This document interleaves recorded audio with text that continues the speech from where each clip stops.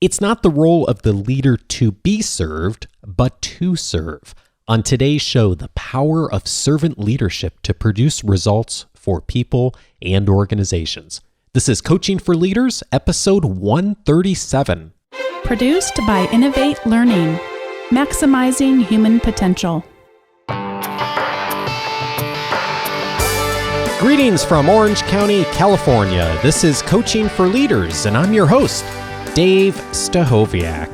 This is a weekly coaching show to help us all be better leaders through improved communication, human relations, and personal productivity, the people parts of leadership and business. Welcome back for another episode of the show. And as you know, if you've listened to the show for any length of time, I am all about bringing on people to the show who not only have an expertise in leadership, but have a track record behind them that shows the great work that they've done and really shows how they've taken good leadership, coaching, people skills and applied it to make wonderful things happen in their organization. And today, I'm so glad to welcome a guest who has a tremendous track record behind him and also has a wonderful perspective on the topic of servant leadership. And this is a topic that, although we've maybe touched on a few times on the show, I've never really tackled this topic head on. Servant leadership is a wonderful perspective of leadership, and I'm really excited to be able to welcome my guest, John, today, who I know is going to bring us a great perspective on this. John Dickson is the Chief Operations Officer at Spokane County in the state of Washington, and he's led many large organizations in both private industry and government over the last 25 years, including over 20 years at the Boeing company in Seattle as a senior leader on programs including Sea Launch, the B-2 bomber, and the F-22 Raptor. He has a substantial track record for transforming organizations for performance and customer service quality. And he's also a certified Dale Carnegie instructor, which is how I got connected with him originally through one of my colleagues at Dale Carnegie. And last year, he was named Spokane County's Chief Operations Officer, where he's currently leading the transformation of this 1,800-plus person organization. John, I am so glad to have you with. Welcome to Coaching for Leaders. Oh, thank you, Dave. It's great to be with you. Well, I'm just jazzed to talk with you. I've been looking forward to talking with you all week here because this topic, servant leadership, is one I'm realizing we've never really talked about on the show much, and you are someone that I know has done some thinking and research on this topic, but more importantly, you have been living it for a long time and really done some great things with it. So I thought maybe we should start off just by talking about, what is servant leadership and how is it a different mindset and a different perspective than some of the other leadership theories or models that are out there? Yeah, I started at Boeing, as you said, back in the mid-'80s, and I was also on the military side, and at that time, there was a really strong, I'll call it traditional leadership, the top-down, command and control. Mm-hmm. I saw it in my customers in the U.S. Air Force, and it was just the mode. But there were times, I remember on the F-22 Raptor, up in Seattle, we built the wings and the aft fuselage for the F-22. And in a 2-year time frame, we had to triple the rate of wings and aft fuselages that we had to produce. Wow. And we, using the traditional style of leadership that I had been taught, I was not being very successful as a leader. We just were not in the senior ranks figuring out how we were supposed to so quickly accelerate the rate. You know who did know how to do it, though? My mechanics on the floor doing the work. And I started to realize that I just hadn't been listening to them enough. Oh, interesting.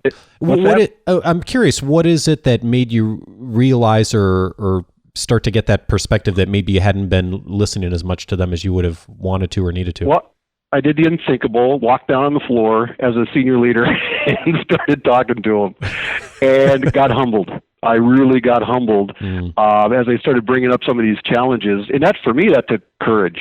In the structure I was in, I would call that a sign of weakness, going down, not having the answers as a senior leader, right? And at the time I didn't. And I finally humbled myself enough to go down there, start asking some questions. And of course, originally there was great resistance. Why is the suit down here talking to us? Yeah. And I was at a stage where, and luckily, I was about a year into my Dale Carnegie in becoming a trainer also. And so I started gaining the courage and the confidence to actually humble myself enough to get down to where the work's being done. And our frontline staff, they're the closest to the customers also. They are. So through about 6-8 months of design build teams and empowering and enabling, my mechanics, my frontline staff to lead a lot of these efforts, and I struggled mightily. I mean, it was a whole different leadership style, empowering, delegating, and these are skills we have to learn. But when you get those folks doing the work, and they got the answers. And so that was my first, and it's a long story, but we successfully did it. We successfully tripled our rate. The Society of Manufacturing Engineers picked up the story, and they called it Lean Fighter. It's an article you can read about this big transformation we did. But for me, that's where I really started to apply and understand the power of servant leadership. Awesome. And let's definitely make sure we get that link into the notes here so people can reference it, especially those who are doing the kind of work you're doing, John. I'm really curious about what you said, which is, moving kind of past that expectation that as a leader, you had to have the answers. And I thought we'd come back to that because that ties into servant leadership. And I think that's a big fear for a lot of us in leadership roles, is that we really feel like we're expected to, we're even looked to by many stakeholders in the organization to always have the correct answer to the problem or to figure it out pretty darn quickly. Why was making that shift important for you in the transformation that you led?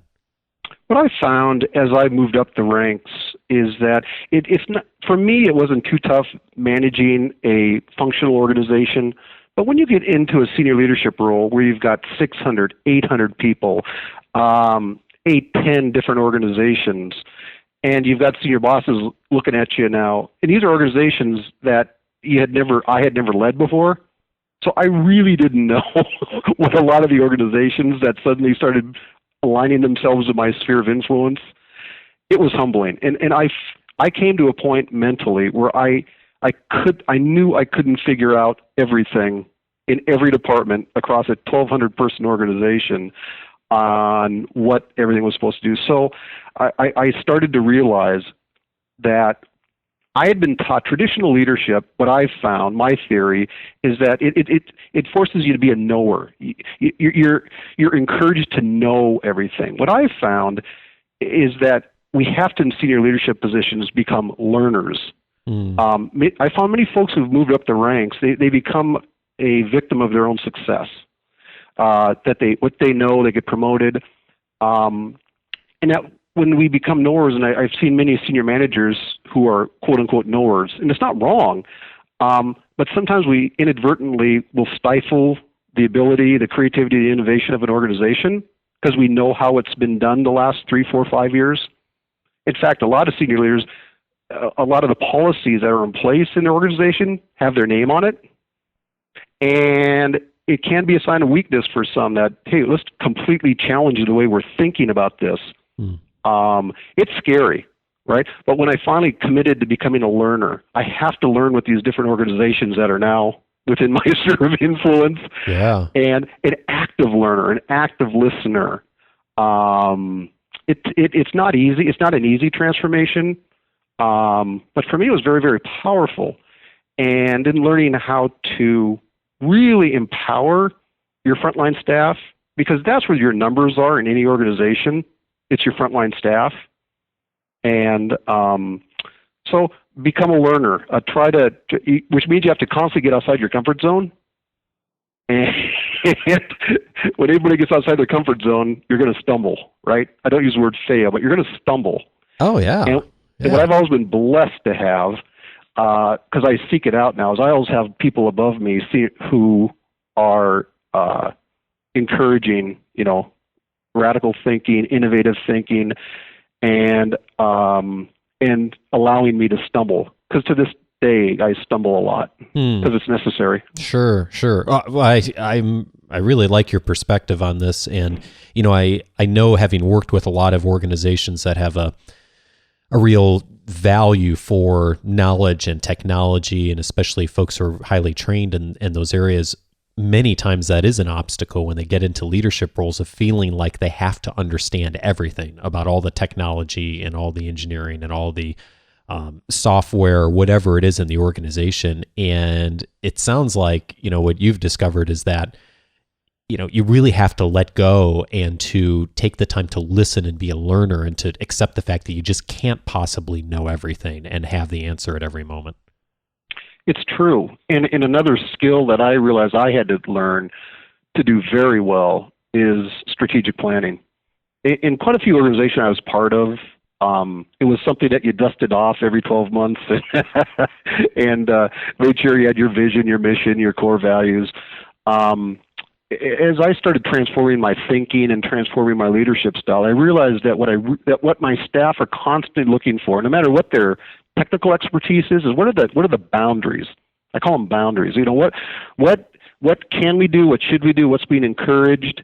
And another thing I realized I had to do as a leader is to make sure that my organization truly understood what the real laws were and the real policies. And typically, not the perceived, not the way we had been doing things for the last 10 years. When you really start studying organizational habits and behaviors, a lot of times you find that they're really not based on true laws and policy, but it's just how we've always kind of done things. So what that caused me to do is I have to keep asking why. I have to keep questioning what are the true boundaries, and make it very visible, very clear to all my staff and my management team. In government, there are certain laws that you have to abide by, right? So my responsibility is to make sure that within each of my organizations, they understand what the laws are.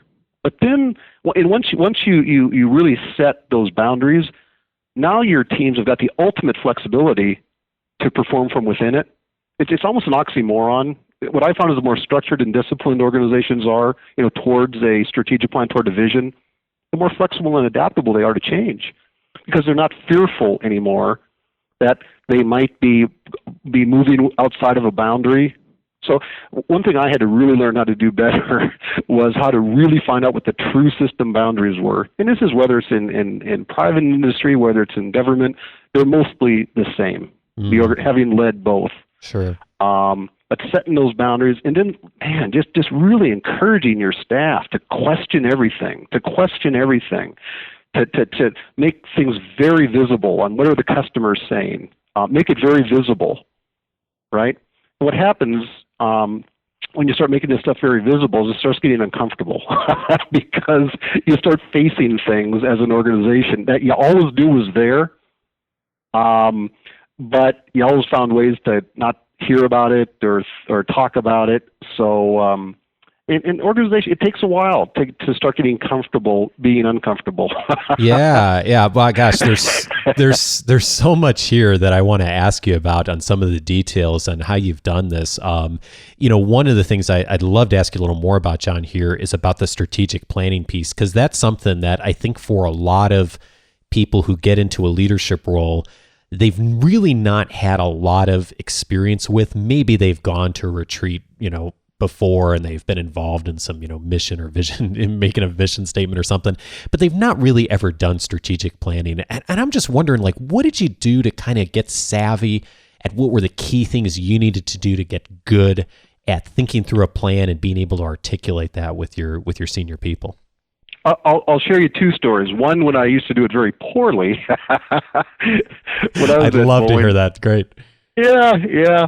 What we used to do, and I'm sure what a lot of the listeners have probably done, is like between October and December of a calendar year, the senior leadership team, and I did this, you'd figuratively lock your senior leadership team, weekly meetings, and what you'd do is you'd put a strategic plan together, mission, vision, right? And I'm a firm believer in the Tuckman, the 4 stages of a team: form, storm, norm, then perform. I'm absolutely convinced all teams go through this.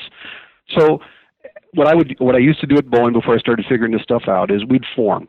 So we get together And hey, it's kind of cool. We're going to meet weekly. We're going to talk about what we're going to do the next year. And then we start throwing down some of the corporate demands on reduction in cost, increase in quality. Now that team would storm, right? And oh my gosh, how are we going to do this? Are you serious? Don't they realize? But you have to go through that stage. It's a necessary stage that I found I have to be there to help facilitate a team through. But Sure. It's necessary. I've seen way too many teams not embrace the storm. The storm is necessary, right? I didn't realize that early on. Once you get through the storm during our strategic planning where we lock ourselves up in a room we get into the norm, we start putting things in place. Then by December, we'd be ready to perform for the next year. Mm-hmm. And what I do then is I would unleash this, right, in late December, early January for all my staff to see our brilliance, right? Now, what Right. stage do you think I expected all my staff who had no inclusion in the last 3 months? What stage do you think I expected my staff to all be at? Oh, like everyone who does this, right at the performing stage, right? Bad mistake. And I couldn't figure out for year after year why it would take until March or April, right, before we started getting into the perform stage. Well, my gosh. So I finally figured out that the strategic planning process has got to be a very inclusive process, very inclusive. One of the things I've been blessed to have learned a lot about over the last 25, 30 years is called Lean, L-E-A-N. Boeing has embraced it, and I got into it in the late 80s. And there's a really, really effective strategic planning. It's called Hoshin, H-O-S-H-I-N, Hoshin planning. Okay. And another name for it is catchball. So as I started to learn this process, I still take that October to December timeframe to do strategic planning. But what we do is we talk about, and what I do with my senior leadership team, what are 4 key objectives for next year, right? And so that would be like the first meeting. And now the next week, what each of my departments have to do is they have to ripple that down into their department. And deliverables are due back from the department on what are some key goals that you think from each department to meet the intent of that key objective. My point is that the strategic planning, you got to be very intentionally inclusive of your frontline staff throughout the process. Yeah. Because then in the January timeframe, everybody is pretty much at the norm to the perform stage, and you save all kinds of time. But you have to be inclusive. But that means there's one heck of a storm that you're having to facilitate both within your senior leadership team meetings and with your staff, because your staff are going to be storming at about the same time. And I found that many, they don't teach us enough in leadership on how to be great facilitators. And Dave, that's one of the things that we've learned, in Dale Carnegie, as you facilitate classes, and it's a necessary skill I found to be a pretty good servant leader. You really got to know how to facilitate groups of people, especially when you keep leading change. You keep forcing organizations into their uncomfy zone. Yeah. And the storm in your staff is either going to occur within your presence or out by the water cooler. Right? Yeah, and you'd much rather hear people talking about it to your face than, outside between meetings or, on the weekend or whatever. And, you and I are both students at Dale Carnegie, and, Dale Carnegie espouses this importance of, give people ownership over the things that they're going to be talking about. And I love that fits right into servant leadership too, John, of what you've done of, be willing to have the courage to go talk to the people you're ultimately there to serve. I mean, the frontline employees, the customer, that, what can you do that's going to facilitate those people getting engaged as quickly as possible and serving those people, and being willing to engage in some of that conflict. I've been involved in a bunch of organizations over the years where, whoever, the senior leadership team or the senior leader, just really kind of at the end of the day didn't really want to have conflict, espoused it, but didn't really want to have a lot of conflict in their organization, and how it you end up having it, but it just ends up happening on the periphery instead of being part of the conversation. Which is very detrimental to an organization. And I've seen this happen. I've seen so many senior leaders, and maybe some of the listeners, you're in a meeting, and a controversial topic comes up. And I've seen this time. I've especially seen a bit more frequency in governmental settings. And all of a sudden, a debatable topic comes up. and one person not around the table states an opinion. And then another person on the other side of the table who wasn't listening much, but will throw in a controversial, will disagree. And they start kind of going at it. And I've seen so often where the leader of that meeting, a senior leader, will say, okay, everybody stop. Okay, Joe, you're going to do this. Pete, you're going to do this. And I've watched this many times. Instead of facilitating that through the storm, so that those two at least can get into the norm stage, they break the storm. And it just makes things worse. I physically have watched when this happens, the two people or three that their head goes on their shoulders kind of slope in, like they didn't get the chance to fully express the way they're not being heard. I mean, that's the bottom line. Yeah. Is there's not true listening going on. There's not listening going on. And that's another trait that you really got to get good at. It's almost like being comfortable with discomfort. And you mentioned that a minute ago, John, of just being willing to be uncomfortable and getting used to being uncomfortable as a leader and being in a situation where you don't always have it all figured out, or someone might be upset at someone else, and being willing to be in that space for a small period of time rather than just trying to get past it right away. Yeah. One thing that I've learned, as you move up in leadership and senior leadership, I've got 30 plus department heads now, and when I was at Boeing, we tended to I had a lot of folks that were just like me. We got into that groupthink, where as I looked at my peers, my boss, white male, 25, 35, we all kind of thought alike. And what I found myself doing in reflection is whenever some radically different ideas would come in, I wouldn't hear them because my ideas were right. And so I was prejudging in my mind, I'm right, they're wrong. So if they come in with contradictory ideas, it's wrong. And it was not healthy for my organizations. And so, as I purposely have put myself into, different uncomfortable situations, from leading large private industry companies, like at Boeing, to now leading large governmental settings, I've got people around me now that are vastly different than I think, radically different, and I couldn't embrace it more. What I find is you have to get to a stage where you have to surround yourself with people who think really different than you do, and then be very willing to listen. But what you also got to be very willing to do is to make decisions quickly on the spot, and then allow your organization to go down that path.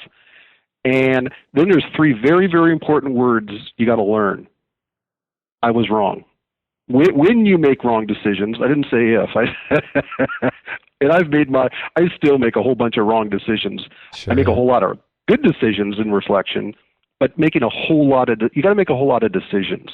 But when you make a bad one, admit it openly, honestly.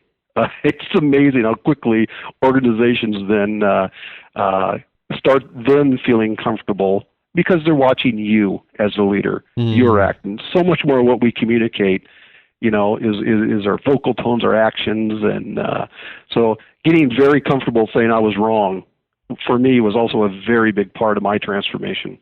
Well, speaking about just the culture of an organization and what people are comfortable with, I know you mentioned a few minutes ago that getting people comfortable with not only making the boundaries visible, but also being willing to challenge the status quo and ask questions and challenge assumptions that have been held in the organization maybe for decades. What have you done? And I know you're kind of in the process of this right now. Like, what have you done and what are you doing to change that mindset in the organization? Can you help us let us into just your wisdom on how you architect that? There's one thing. When I got here to the county, one thing I knew I needed to do was to provide leadership training and take about 15 of my department heads at a time and other senior leaders through a training course. And what I taught, it was 4 sessions separated by 1 week.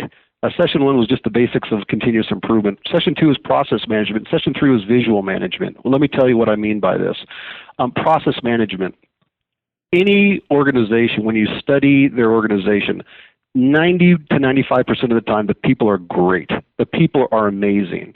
What I found in both private industry and especially now in government, the processes, though, that the people are operating, they're broken, they're twisted, they're slow, 8 signatures to get something through. So what I've had to do in at least the governmental setting is that most of what we provide are services. Now, services are invisible for the most part. What I found in private industry, I came from the manufacturing sector, and you could actually see product flowing through your center. You could hang metrics, cost, delivery, quality, safety, and you could see, based on units going through your center over time, improvements or not. It's really challenging in a governmental setting or any other, even in private industry, where you provide a service. How do you measure progress?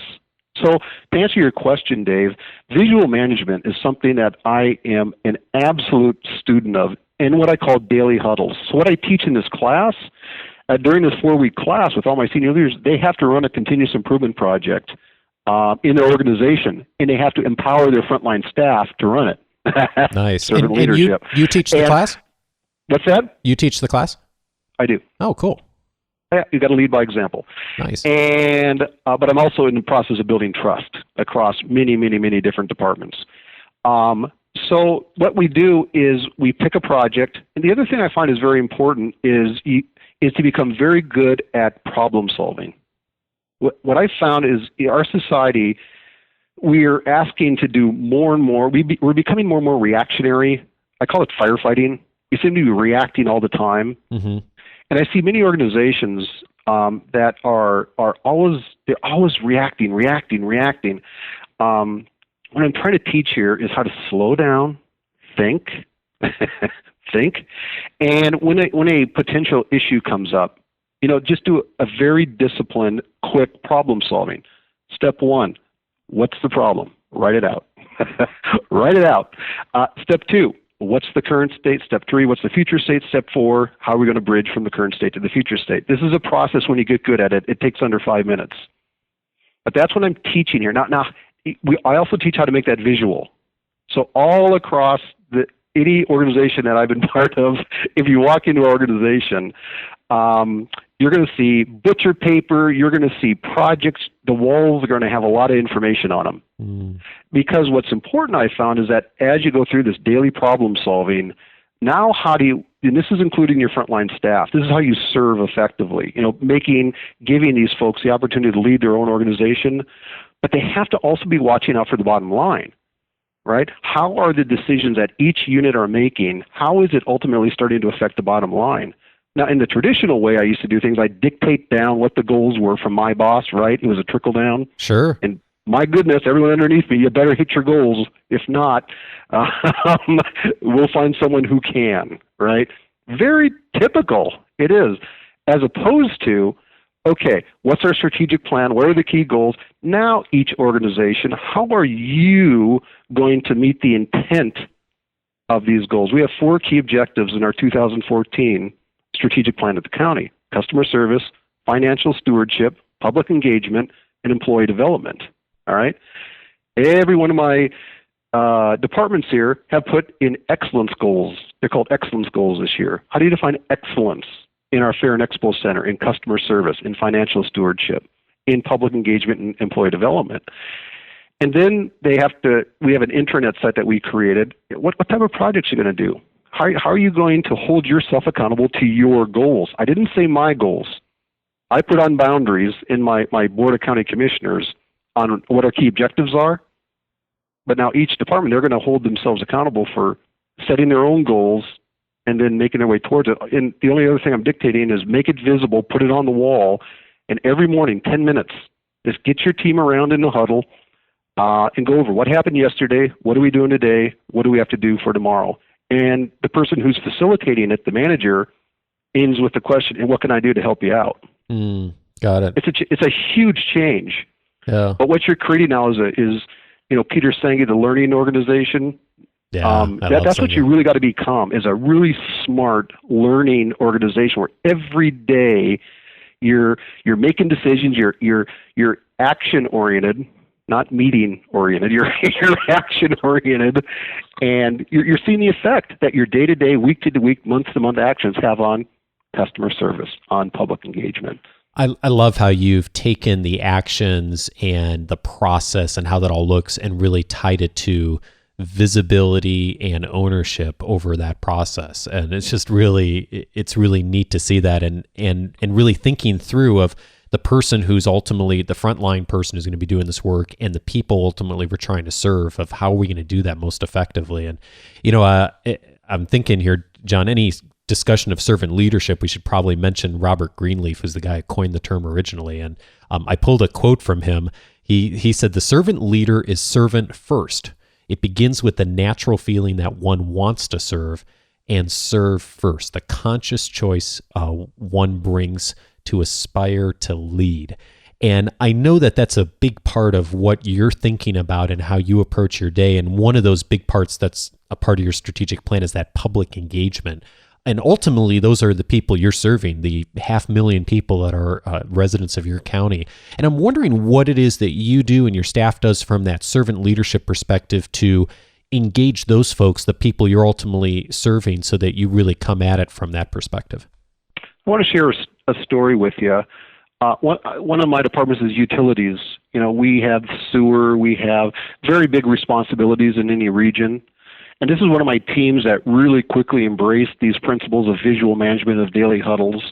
And one of the unfortunate things that we've had to deal with is sometimes folks, it's been, the last 5 years have not been great in our economy. People lose their jobs, they lose their ability to pay, and we have to start putting liens, L-I-E-N, liens, onto their, because they're not paying their bills, right? And so I've got a very progressive management team in utilities right now. And one of them, her name is Maureen Adez, A-D-E-S. And she took my class about a month and a half ago, and she just took this stuff to heart. And one of the things we found is that from a historic policy, we were only able, when we would get payment plans from some of our customers to repay, or where they got behind, a certain amount was determined. Let's say it's $200 a month. And we were at a point a month and a half ago where unless it was exactly $200 a month, we didn't accept the payment. And so through constant questioning, this team, within a day, they set up a whole new process where we could take partial payments, right? And this was with our and a lot of the folks in this one team, they're on the phone a lot, talking to our customers, who want to pay, and it's embarrassing if you're a customer, when you find yourself in this situation. We all want to pay our bills, but what we were doing, prior to this team focusing on this process, is we were protecting our own interests. We need this much per month. It's our policy, and not listening to our customers. Well, when Maureen and her team started listening to the customers, sometimes they couldn't pay the whole thing. In fact, Maureen told me a day or two ago, she says, "John, and I figured by not accepting partial payments, we probably lost $20,000 last year just in revenue, right, coming in." So in one day, they implemented a partial payment process, and they started sharing this with the folks. And one of the stories that I was sitting in Maureen's office about a week ago, and one of our frontline staff, she comes flying into into Maureen's office where I'm sitting, and she says, "Maureen, I got another good news story." I'm thinking, "Oh, this is working." And she says, "Hey," she said, "Do you remember?" This is about 1:30 in the afternoon, and at 8:20 to 8:30 in the morning, they have their daily huddle. And one of the things they decided to do with this partial payment is on our internet site that the public can see, to put in a hyperlink on where folks can go to do payments. Before, what these folks, my frontline staff who were on the phone, it used to be a 3 to 4 click process, and at times the customer and my own staff would get frustrated because they couldn't figure out where they were, navigating through our site. So in the morning at 8:20, the team decided in their daily huddle, said, "Hey, how about we put a hyperlink right on our front page, right, so that our customers can get right to this page to do a partial payment." By 9 o'clock, it was done, right? And at 1:15, a customer called who had called before and was one of the earliest recipients of this hyperlink. And as the story goes, as I was sitting there with Maureen, this gal said, and when I showed him that hyperlink, on the phone, she said it went quiet, and then he said, thank you, Jesus. And so it's become the thank you, Jesus story at the county. But the point of the story there, and I wanted to make Maureen very aware of this, is she enabled this daily huddle. They had a process improvement idea at 8:20 in the morning. It was implemented within a half hour, and we got a thank you, Jesus from one of our customers at 1:30. That's all within about 5 hours. Wow. And this morning, one of my commissioners came to their daily huddle it's a real energy building 10 minutes. I mean, it is just powerful. And they're sharing these stories after stories of, and I remember they said, in the past, we didn't think we had this ability to make these changes. And now that you've allowed us to make these changes, in fact, I want to read a quote. We also collect success stories here, and we put it on our intranet. And I'm going to read this to you verbatim. It won't take long. As a result of the process change to allow partial payments on liens, without the need for formal payment arrangements, both customer and employee satisfaction has increased dramatically. This is from my staff. Our customers are expressing gratitude daily, and in staff's words, quote, our level of job satisfaction has skyrocketed, and we are ecstatic, end quote. Wow. Servant leadership. And John, it's so simple in some ways that it's so easy to miss, but just for someone to have taken the time to listen and think through what the ultimate customer, the ultimate person we're serving needs, and to think through what would be of value from that person's perspective, and then how do we work from there to create the systems, tools, resources that are going to help that person to be as successful as possible. I mean, it's just really a great example of how that servant perspective can create some amazing things. It can, but as senior leaders, listen, we also are held to results. We're also held to, we have to make sure that we're being lawful. And so it just goes back to my statement. We've been working really hard here on what are the true laws, what are the true policies that come from the state, the federal government. We have to understand those. They're real. It's just that we found that the interpretation, we have to keep questioning how we're interpreting it. We've got a legal staff here. I mean, we review this stuff by them. But empowering them and letting them shine, and it's natural for folks. And what I found, having run a state government agency and now a county government agency, is there's such great people that we've got in government. They want to serve. I found we got servant leaders at our front lines everywhere in government. So many are stuck in really bad processes, though. And unfortunately, sometimes I see in the middle and upper management, they've been part of that system for so long. These are great people also, by the way, but they don't have the perspective on how it could radically be done differently. And a lot of folks, especially as you start rising up, your comfort is what you know. Your comfort is what you know. And and I've gone through this whole thing. I've made I'm still making mistakes. You have. Well, that's actually I could talk to you for hours, John. I just love the stories you're telling.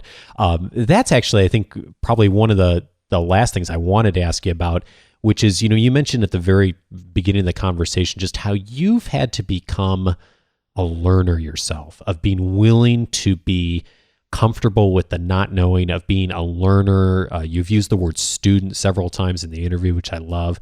And I'm just curious, how did you get started on changing your perspective to be a learner, and what is it you're currently doing just, for example, today, that's ensuring that you are continuing to be a student and continuing to learn as much as you can? The way I started with my own personal transformation is as I started to understand this stuff, I said, and it sounds kind of simple, but every day makes somebody else's day. So that was a rule of mine. Every day in my senior man, how can I just make one person's day every day? And so that made me start going out.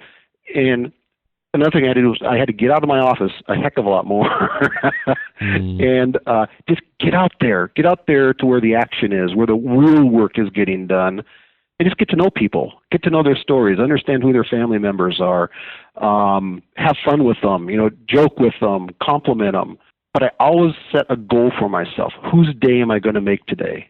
Which means A, I got to get to know somebody different or new, so I got to get to know them. I got to just listen to their questions. And one of the questions I always love to ask is, if there's one thing that we could change, that I could change for you or your team, what could I do for you? Right? And whatever they tell me, we get it done fast, right? I remember so many stories. In one, we had a concrete floor, and this one gal told me, "Gosh, if we could just get some like rubber pads that I could just stand on while I'm drilling holes." Bang! Within 30 minutes, we got them there, right? And this look of like amazement and awe, it would come over her eyes, and wow, you did. And then what happens is the rumors start going around. Hey, this guy used to sit in his office all the time. Yeah. He's actually coming down here. You know what? He gets stuff done. So that, for me, that's where it started. Committing to making someone's day every day.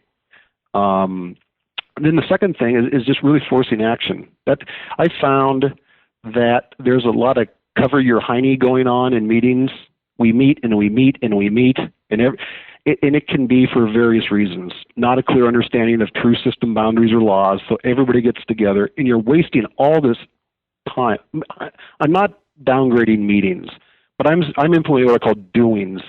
DOINGS, doings. Let's get together. Let's make sure we run very structured meetings, and that we always know when we start the meeting what the goal is for the end of the meeting. What are we going to do today? We're not just going to meet to meet. Huge loss of capacity. So forcing action. I call myself a recovering engineer. I am a mechanical engineer by training. You are. And engineers, sometimes accountants, sometimes architects. Those of us who actually put our names on drawings sometimes we'll find it we will take an extra week or 2 weeks just to make sure we got something just right before we release it. Yeah. But I found in senior leadership, it's never black and white. Everything's kind of gray. But you got to force action. Hey, is that 50, 60%? You think it's going to work? Try it. With almost childlike excitement, try it. And then being down there to see, hey, how'd it go? Good. Did it not go so good? Did it go good? What went good? And I just find that in your heart, if you just really focus in any organization, the vast amount of your staff, of your people, are at the front lines doing great work. But study the processes, make sure that we aren't inadvertently tying their arms, make sure that they do understand real laws. And there are certain, goals and objectives that we do have to attain. But when you keep trying to push it down from the top in the traditional, it's in this day and age with the internet and Twitter and Facebook and LinkedIn, and things are moving so darn fast. And the great organizations are really they're very nimble and flexible. A lot of people may say that that's not possible in large organizations. I'm here to tell you that that's not true. But we have to get out of our own way in senior leadership positions and find ways to embrace these new ways of doing things very quickly and nimbly and innovatively. It's so doable. And everyone out there listening, if you're a senior leader, your frontline staff is begging for this. They're begging to be able to do this. But there's things that you have to do internally in your head. So to answer you the question, make somebody's day every day as a senior leader. Just commit to doing that every day, and just watch what starts happening. John, I just love your enthusiasm. You know that Dale Carnegie said almost 100 years ago, the little recognized secret to success is enthusiasm. So, our experience means a lot, our knowledge means a lot, but our attitude that we bring to the workplace and our leadership roles is just huge in how effective we are. And if ever I hear from someone that they just don't feel like they have enough enthusiasm or they have too many obstacles in their organization to do something, I'm gonna point them right back to this interview, because I just love the attitude you bring and your willingness and your drive to be willing to learn and to listen to others and be willing to say, hey, I made a mistake too and I screwed up. I think that's key. So I'm just so grateful that you've brought your perspective to us and helping us to think differently about how we can really serve people effectively. Yeah, and just remember, we have all got this, I call it a battery in us, right? We got a battery, and it's got to stay charged. And if you're going to lead big organizational change, you're going to have to give a lot of energy, right? But you can't you can't deplete your battery, right? There's two types of folks in this world, energy givers and energy sappers. You know a giver because they walk into the room, they light it up. You know an energy sapper, they leave the room and they light it up. Yeah. And what I've found is that you really got to be an energy giver, but you also, as a senior leader, you got to find ways to recharge your own battery. And you don't have to share this with anyone, but you just can't. As a servant leader, you're giving a lot, but you also got to be selfish with yourself. You got to figure out how you're going to keep recharging your battery, and we're all going to do it differently. For me, when I attend a daily huddle, like I did this morning, it charges my battery up again. It is just, okay, another cool success story here. John Dickson is the Chief Operations Officer at Spokane County in the state of Washington. John, man, thanks so much for being here. I'm so excited to have chatted with you. You're welcome.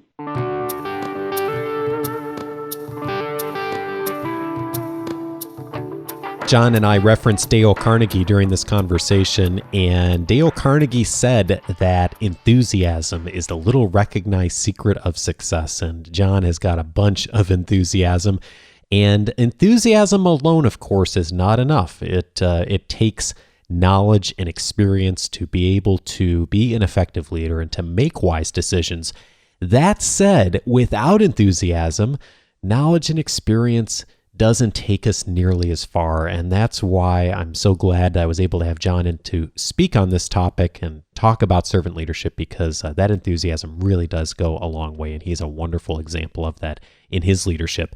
And so my question for us this week, and for each one of us, is what's one shift you could make that would make you more like a servant leader? I would love it if you'd take a moment to hop onto the show notes for this episode and answer that question. Again, what's one shift you could make that would make you more like a servant leader? And you can do that at coachingforleaders.com/137. That'll take you to the notes for this episode. And of course, if you have comments, questions, or feedback about this topic or anything related to the show, you can always send it in at coachingforleaders.com/feedback. And there is a call-in number as well, too, that the feedback page, by the way, you can record audio right on that page that I can potentially bring into a show in the future if you have a question. I should mention this, too, especially for those of us who are always concerned about how our voice is going to sound and recording things. On that page, that link, if you record a question, you can review it before you submit it. So if for those of you who, if that's any hesitation to get on and record a question, you are certainly welcome to do that there. You can also reach me by phone, 949-38-LEARN. Coming up in the next few weeks is going to be a couple of shows coming up on the importance of teamwork, the different kinds of teams, and the stages that teams go through in developing. John and I hit on this a little bit. We're going to go into way more depth with a dear friend and expert on teams, Susan Gerke, in the next couple of weeks here. So definitely stay tuned for that. If you are involved in a team in any way, and even more so if you lead teams or lead a team, that is something to definitely check out the next couple of weeks here. We're actually going to do 2 shows on it. And then I think, other than that, I just wanted to thank all of the folks this week who had subscribed to my weekly update. And a special thank you to Tiffany Schuffert, Vince Scott, Ingrid Vannen, Rodrigo Mela, Stephen Shaw, Ronzel Hiseta, I hope I said that right, Ronzel, Shirley Romero, Anthony Smith, L or LED, Corinne Muthia, Susan Duckworth, Steve Inman, thanks also for the note, Steve, Joseph McFarland, Wayne Franklin, and Matt Jones. Thank you to all of you for subscribing to the weekly update. I do send out an email each Wednesday for those of you who are on the weekly update list, and you will get an article that will help you support some of the things you've either learned here in the show or just in general, something around people skills that'll help make you more effective in your work as a leader, plus the notes from this show. And for those of you who don't receive this or have never been on the show notes page, what you'll get each week is an outline of what we've talked about in the episode, just with some brief bullet points and also all the links that we mentioned. And so that will always be in the weekly update. So if you'd like to get that as well, just go to coachingforleaders.com/subscribe.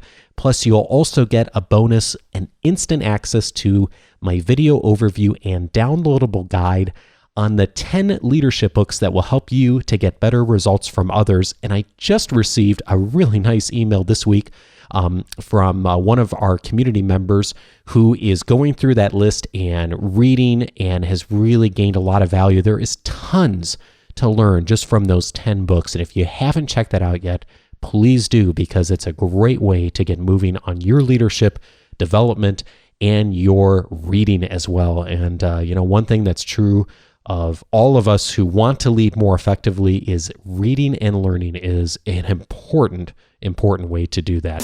Hey, also a huge thank you to the person whose name's Saline Topher on iTunes.